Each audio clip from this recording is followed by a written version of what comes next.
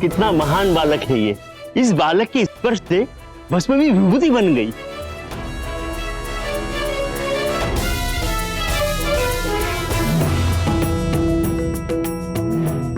देख रहे हैं आप आपके पुत्र की नवीन लीला।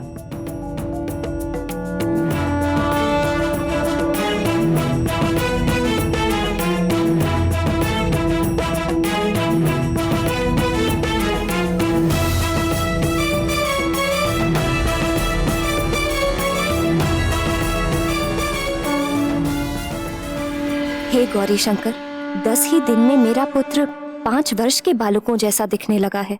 यदि वह इसी शीघ्रता से बढ़ता रहा तो जल्द ही मैं उसकी बाल लीलाओं के आनंद से वंचित हो जाऊंगी। कृपा करे प्रभु, और उसे उसकी आयु के अनुरूप ही बढ़ने दे, ताकि मैं उसकी बाल लीलाओं का आनंद ले सकूं।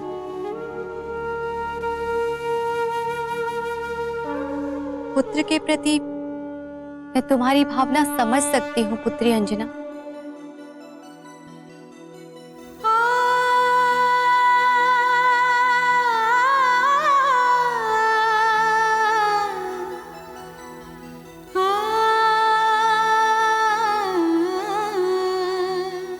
हे भोलेनाथ, अंजना पुकार रही है। हमें उसे उसकी आशा से परे नहीं करना चाहिए।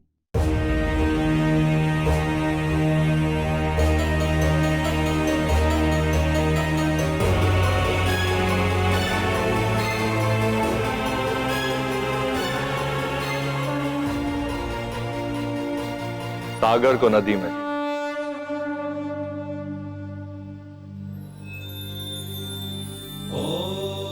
और आकाश को तिनके की नोक पर आज तक क्या कोई रख सकता है प्रिय? ओम नमः शिवाय, ओम नमः शिवाय। किंतु अंजना की चिंता भी तो समझिए प्रभु।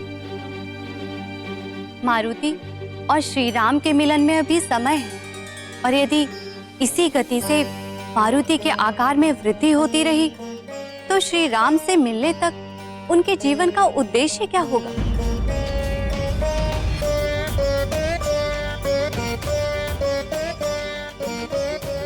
स्वामी, क्या आप मारुति की मधुर नटखट बाल लीलाओं का आनंद नहीं लेना चाहते? प्रिय, मैं स्वयं मारुति की बाल लीलाओं से नित्य आनंदित होता रहता हूं। हे नाथ, आपसे विनती है, अब तो अंजना की प्रार्थना स्वीकार कीजिए प्रभु।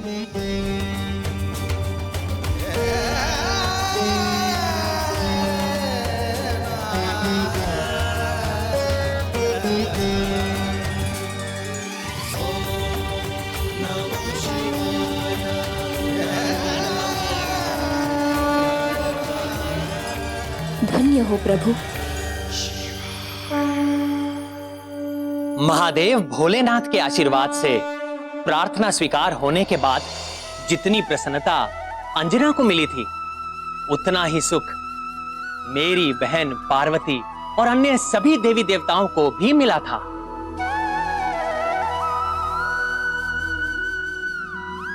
किंतु शंभ साधन वन में वृक्षासुर मारुति के वन के निकट आने की ताक में था।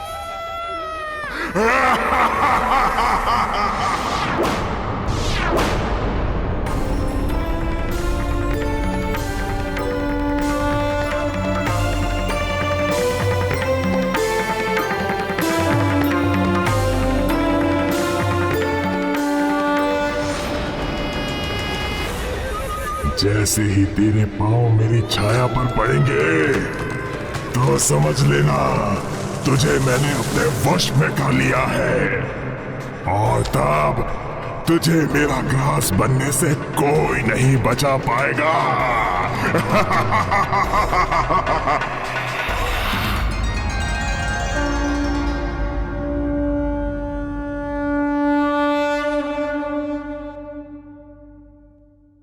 ये किनका मंदिर है?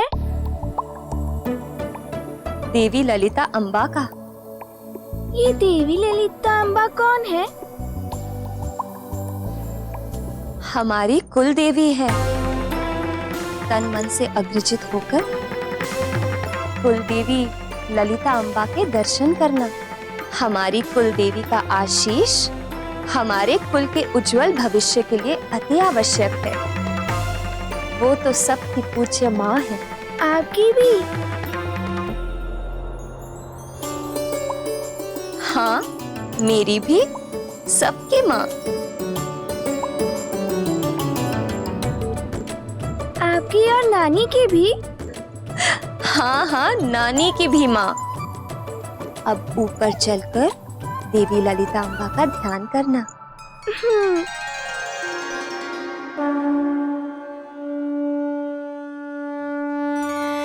देवी ललिता अम्बा बहुत शक्तिशाली है ना माँ?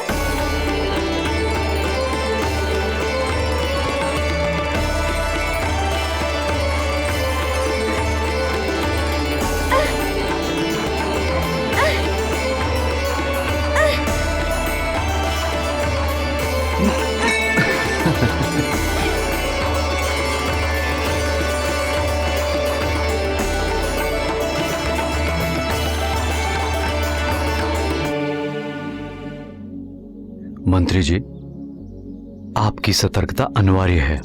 पूरी तरह चौकन्ना रहिए। महाराज, हम पूरी तरह से सतर्क हैं। आप आश्वस्त रहिए।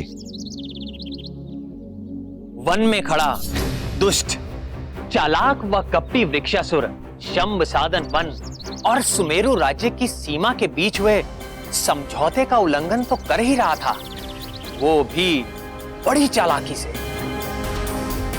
केसरी भली भांति जानते थे कि चालाक वृक्षासुर कभी भी अपना कपटी रूप दिखा सकता है, अतः उन्होंने सभी को सतर्क रहने की चेतावनी दे रखी थी।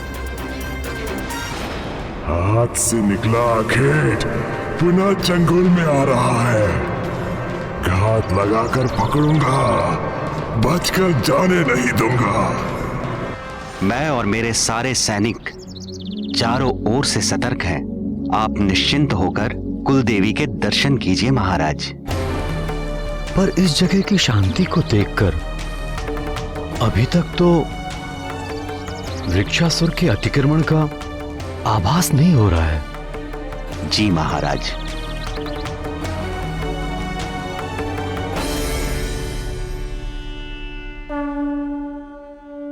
पुत्र, देवी को प्रणाम करो।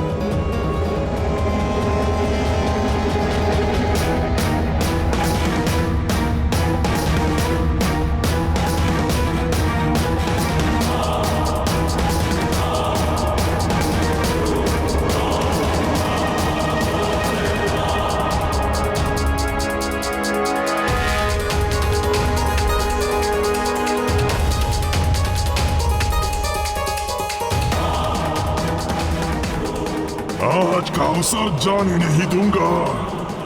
आज अपने पिता की मृत्यु का बदला अवश्य लूंगा।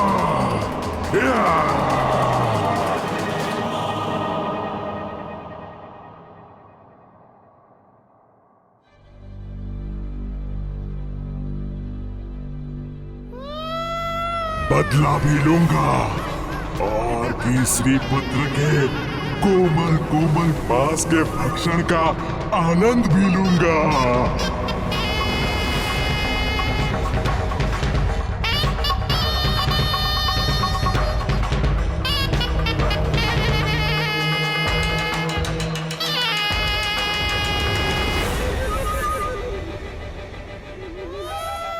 मारुति अंततः सुमेरु और शंभ साधन वन के सीमा के घेरे के निकट पहुंच जाता है।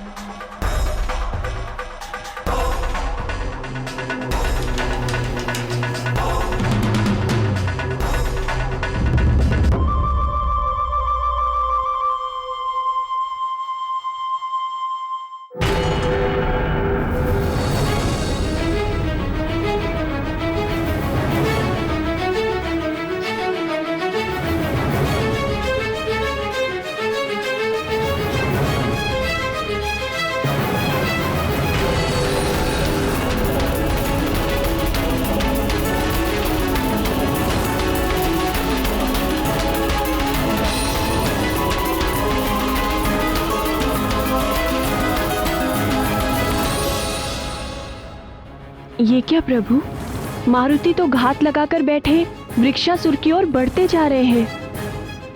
अब आगे क्या होगा समझ नहीं पा रही हूँ। ये भ्रम है। आज तक जिसने सदा दूसरों के संकट हरे हो, उस संकट मोचन मारुति को कोई दुराचारी कैसे अपने चंगुल में ले सकता है भला?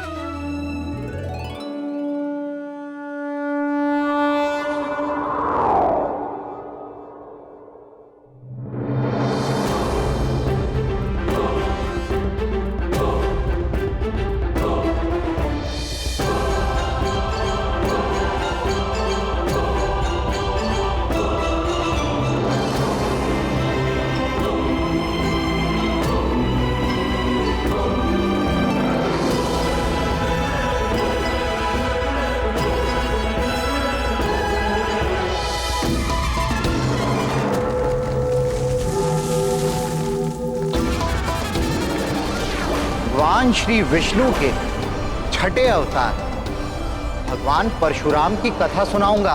परशुराम की कथा सुनाऊंगा। भगवान परशुराम की कथा सुनाऊंगा। परशुराम परशुराम परशुराम।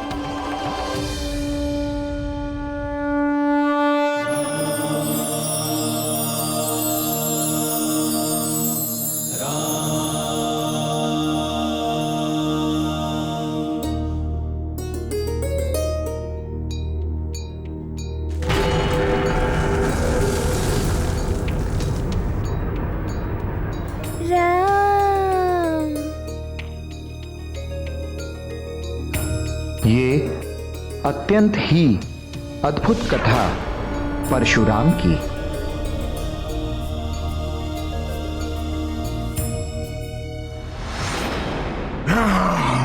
ऐसे कैसे संभव हुआ? कैसे निकल गया हाथ से? किंतु कथा सुनाने से पूर्व मुझे बताओ कि भगवान श्री विष्णु का त्रिअक्षरी मंत्र किस किस को स्मरण है? सुषेण तुम कहो। हरिओम। उत्तम, अति उत्तम। अब बताओ भगवान श्री विष्णु का अष्टाक्षरी मंत्र किस किस को स्मरण है?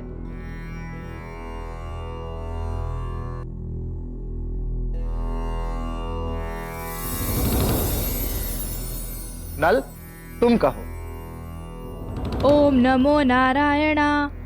उत्तम, अति उत्तम। सिंदूरारुण विग्रहं त्रिनयनं माणिक्यमौलिस्फुरत्तारानायक शेखरं स्मितमुखीमापि नवक्षोरुहां पाणिभ्यां रक्तोत्पलं बिभ्रतीं सौम्यां रत्नघटस्थरक्तचरणां ध्यायेत् परामम्बिकां। पुत्र मारुति, आओ तुम भी।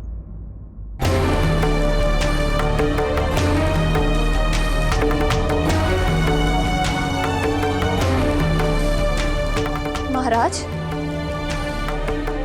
मारुति कहीं दिख नहीं रहा। अरे यही तो थे।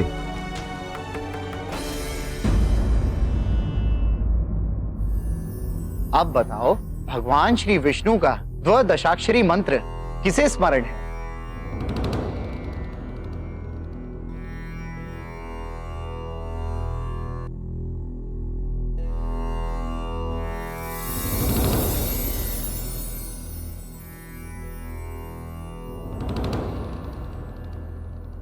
नील, तुम कहो।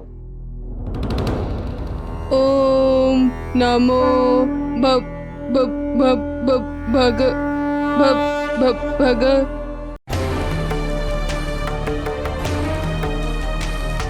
मारुति, मारुति, मारुति, मारुति, मारुति।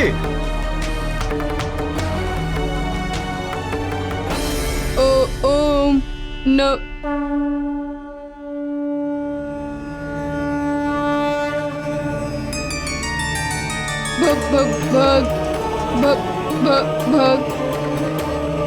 ओम नमो भगवते वासुदेवाय।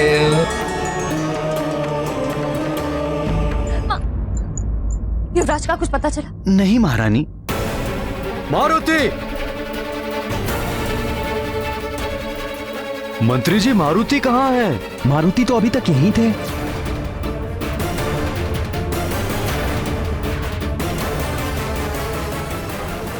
ओम नमो वासुदेवाय नमः।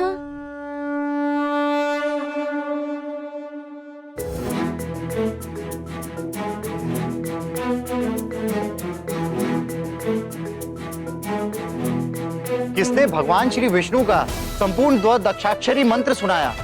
मेरे सम्मुख आओ।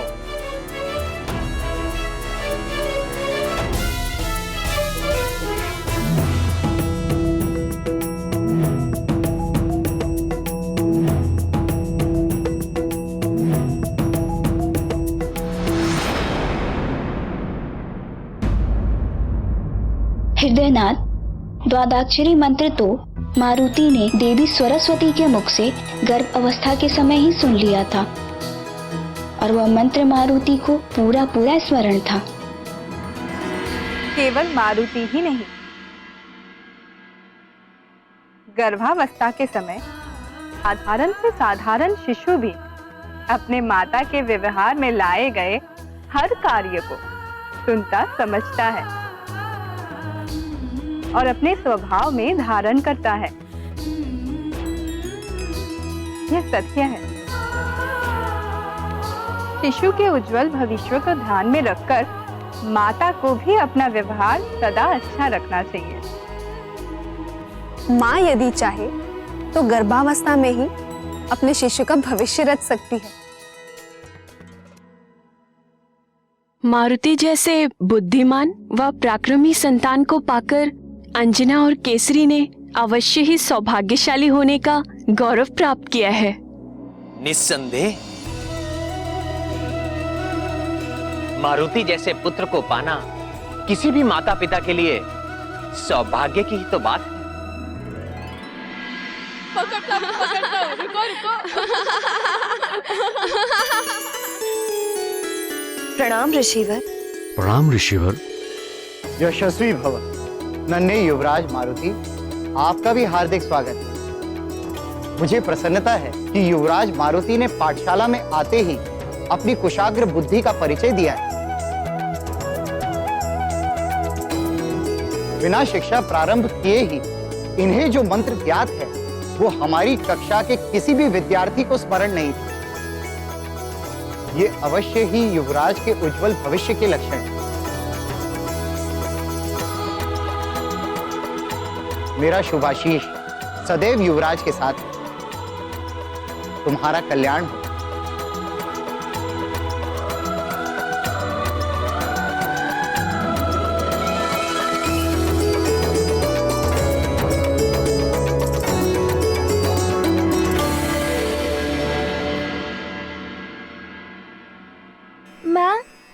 पाठशाला क्या होती है?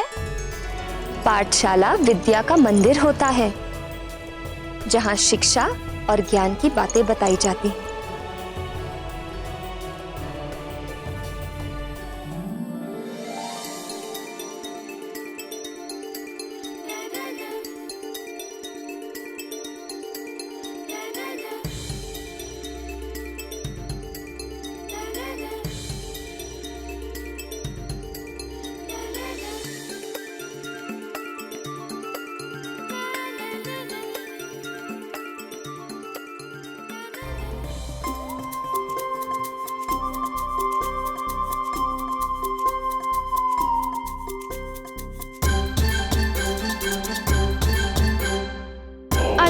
आचार्य जी, मुझे वो उद्दंड नील अपनी पूंछ से मार रहा है।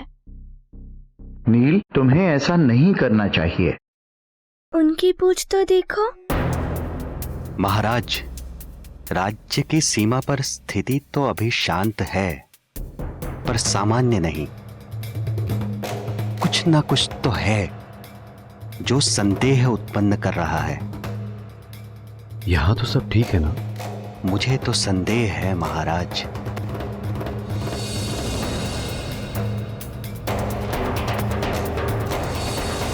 आपसे एक निवेदन करना चाहता हूं। निवेदन नहीं, आदेश दीजिए, हमें प्रसन्नता होगी। सुरक्षावश यदि आप बच्चों की पाठशाला की कक्षा राजभवन की वाटिका में लगाएं और वहीं पाठ पढ़ाने की कृपा करें, तो ये राज्य की सुरक्षा के हित में रहेगा। ऐसा ही होगा महाराज, आप निश्चिंत रहिए। शीघ्र ही विद्यार्थियों की पाठशाला की कक्षा राजभवन की वाटिका में लगी। प्रणाम ऋषिवर।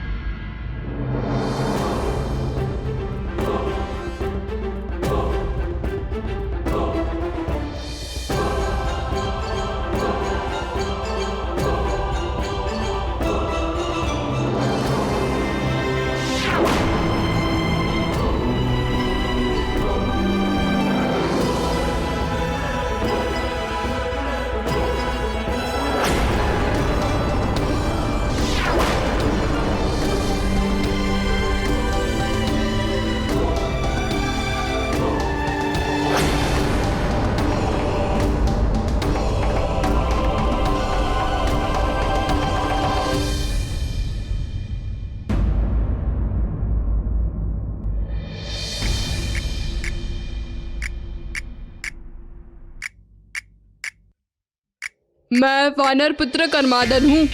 मेरे पास भी पूंछ है और निसंदेह तुम्हारी पूंछ से लंबी है।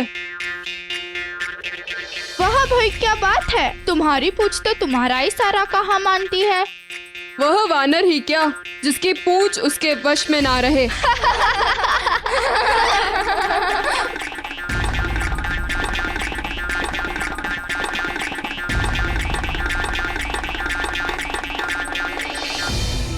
बालक मन की दुविधा जितनी सरल होती है, उसका उत्तर ढूंढना उतना ही अधिक कठिन होता है। मारुति के साथ भी अब कुछ ऐसा ही होने वाला था। उनका मन अब व्याकुल था।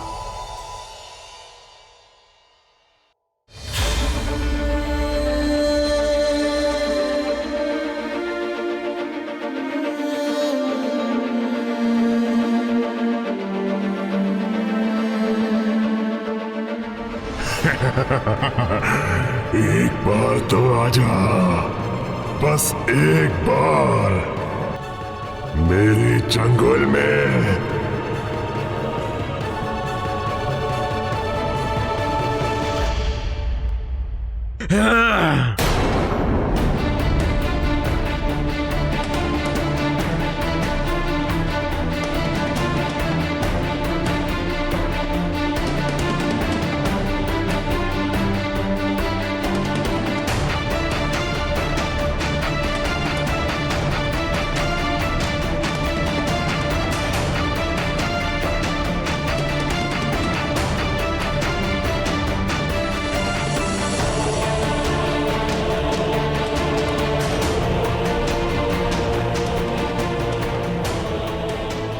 हमारी संतानें ही हमारा भविष्य हैं। मंत्री जी, पाठशाला के बालकों के लिए शीघ्र ही भवन के प्रांगण में एक सुरक्षित व्यवस्था कीजिए। जी महाराज। विपरीत परिस्थिति में हमें सतर्क रहना होगा और सुरक्षित भी। मैं शीघ्र ही अपनी देखरेख में सारी व्यवस्था करवाता हूं। आप निश्चिंत रहिए महाराज।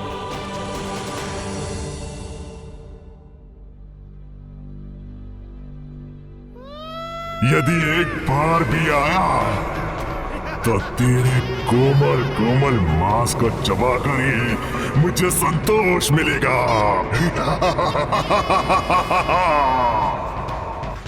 प्राण वल्लभ, कौन थे वे साधारण वानर बालक जिन्हें केसरी वृक्षासुर की पहुंच से दूर रखने का प्रयास कर रहे थे? हाँ प्रिय, वो सभी वानर बालक साधारण नहीं थे। वो तो भिन्न भिन्न देवताओं के अंश थे,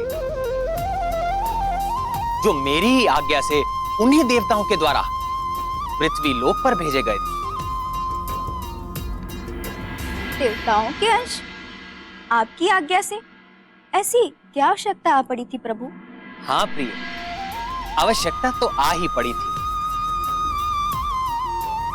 बात उस समय की है जब अत्याचारी रावण के आतंक से दुखी और त्रस्त होकर ब्रह्मदेव के साथ सभी देवता, यक्ष, गंधर्व और भूदेवी वैकुंठ लोक में मेरे नारायण स्वरूप से मिलने आए थे। तब मैंने ही उन देवताओं को अपने रामावतार के समय अपने अपने अंश को पृथ्वी लोक पर भेजने की आज्ञा दी थी। हे प्रभु, क्या उस आतताई से हमें कभी मुक्ति नहीं मिल पाएगी? आप निराश न हो ब्राह्मण। मेरी प्रतिज्ञा है कि जब जब गौ माता, विप्रजन, संत समुदाय और देवताओं पर विपत्ति आएगी, जब जब अविश्वास, अनाचार और अधर्म की वृद्धि होगी और धर्म की हानि होगी, जब भक्त मेरा उपहास करेंगे, मेरी भक्ति को अंधविश्वास समझेंगे, तब मैं सज्जनों की रक्षा के लिए और दुर्जनों के विनाश के लिए यज्ञ की वैदिक मर्यादा और धर्म की स्थापना के लिए मैं अवतार लूंगा। अहंकार सदैव पतन का कारण होता है। रावण के भी विनाश का कारण उसका अहंकार बनेगा, क्योंकि शीघ्र ही मैं मनुष्य रूप में अवतार लेकर दुराचारी रावण का वध कर दूंगा। हे पुरुषोत्तम, हमें क्या करना होगा? आदेश दीजिए प्रभु। आप सब भी पृथ्वी पर अपने अपने अंशों से वानर कुल और ऋक्ष कुल में अवतार लीजिए। समय आने पर रावण के विरुद्ध धर्म युद्ध में मैं आपकी सहायता लूंगा। मेरा ये अवतार मर्यादा पुरुषोत्तम के नाम से प्रसिद्ध होगा। अच्छा नाथ, उन देवताओं ने किस किस रूप में अपने अंश को पृथ्वी पर भेजा? प्रिय, राम कार्य में सहायता के लिए ब्रह्मदेव के पुत्र प्रिय जामवंती के पिता और मेरे ससुर ऋक्षराज जामवान तो पहले से ही पृथ्वी पर उपस्थित थे,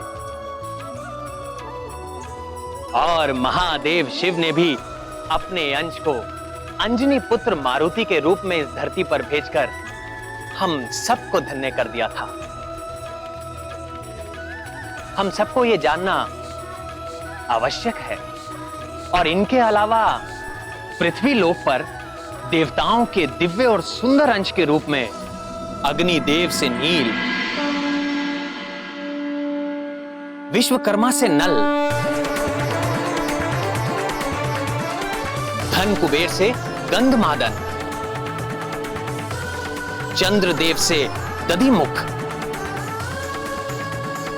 वरुण से सुषेण, और सुषेण को धनवंतरी जी का भी विशेष आशीर्वाद प्राप्त था, और ऋक्षराज को वरदान में मिले 2 पुत्रों में से सुग्रीव सूर्यदेव का अंश था और वाली इंद्रदेव का।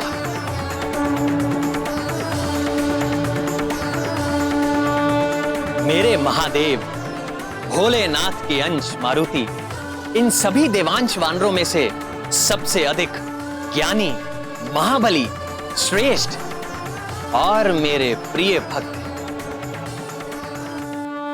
और यही सबसे श्रेष्ठ, सबसे मनमोहक और मेरा सबसे प्रिय राम भक्त मारुति धरती के मायावी चक्र में उलझे सारे प्राणियों को हर क्षण अपनी बाल लीलाओं से मोहित और आनंदित कर रहे थे।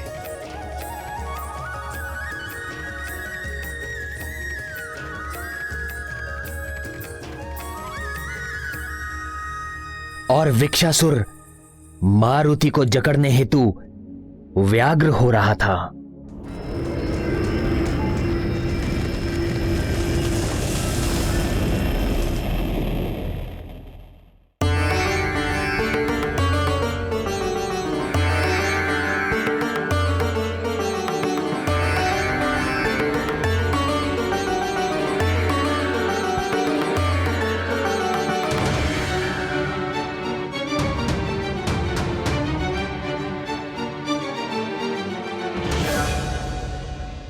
परंतु मारुति तो अभी अपनी पूंछ को लेकर चिंतित थे।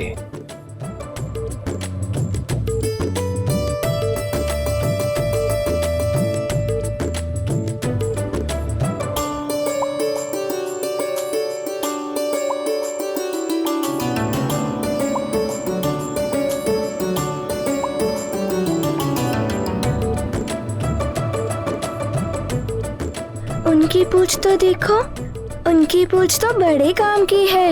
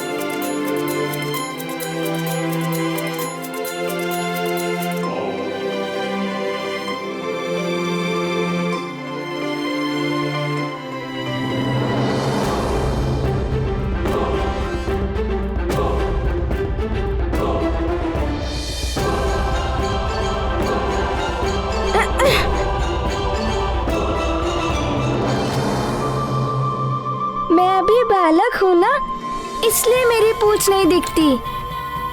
हो सकता है जब मैं पिताजी की तरह बड़ा और बलवान बनूंगा तब मेरी पूंछ भी बड़ी हो जाएगी।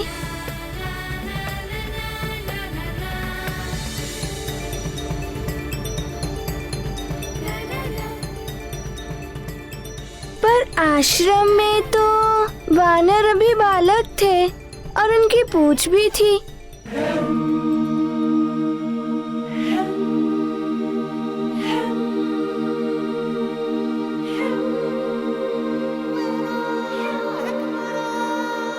किंतु मेरी क्यों नहीं दिखाई देती? हे हृदयनाथ, पाठशाला जाने से पूर्व भी तो मारुति ने अपने आसपास किसी की पूंछ देखी होगी, प्रतिक्रिया उनकी तब क्यों नहीं हुई?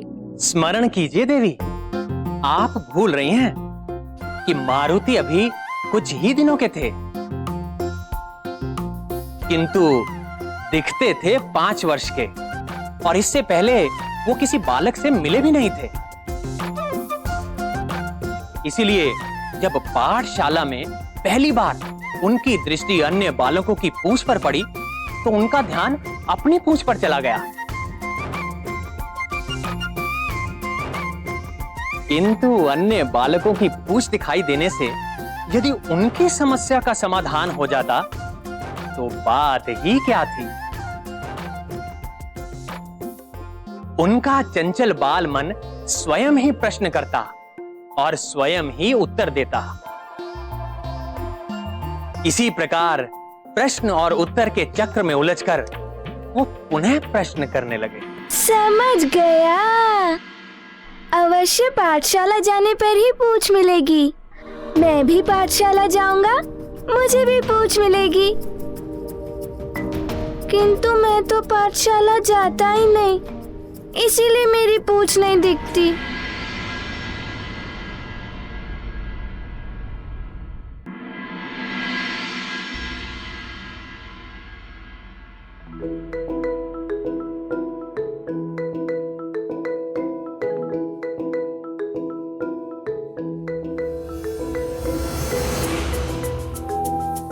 अरे ये किसकी पूंछ है? पर ये छाया तो मेरी है।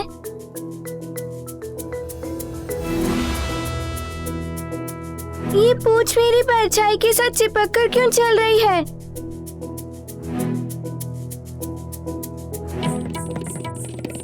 क्या कोई मेरे साथ चालाकी कर रहा है? हाँ?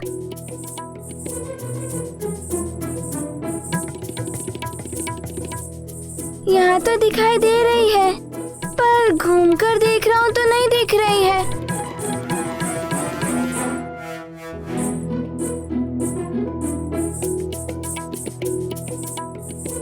कैसे हो सकता है ये? ये कोई चमत्कार तो नहीं है। वहाँ दिखाई देती है और यहाँ नहीं दिखाई देती।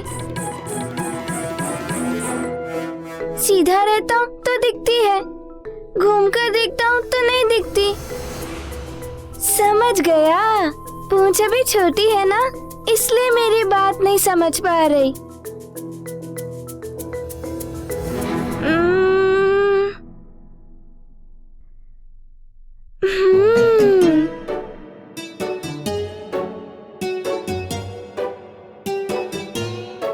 अरे पूंछ तो छुप गई। कभी आती है कभी छुप जाती है। अवश्य कोई मेरे साथ नाटक कर रहा है। कौन मेरे साथ नाटक कर रहा है? किसने मेरी पूंछ को छुपाया? बालक जानकर ही कोई नाटक कर रहा है मुझसे।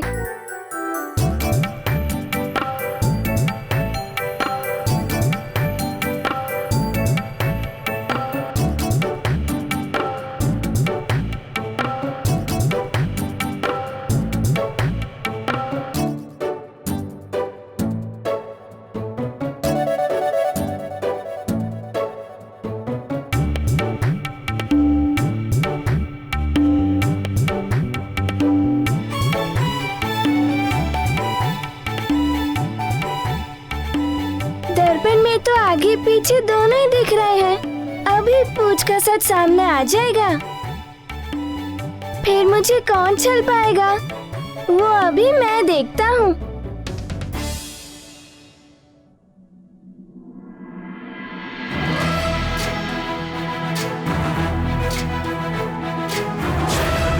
ज्ञान गुण सागर जय कपीस दिगुलोक उजागर। जय हनुमान ज्ञान गुण सागर जय कपीस दिगुलोक उजागर।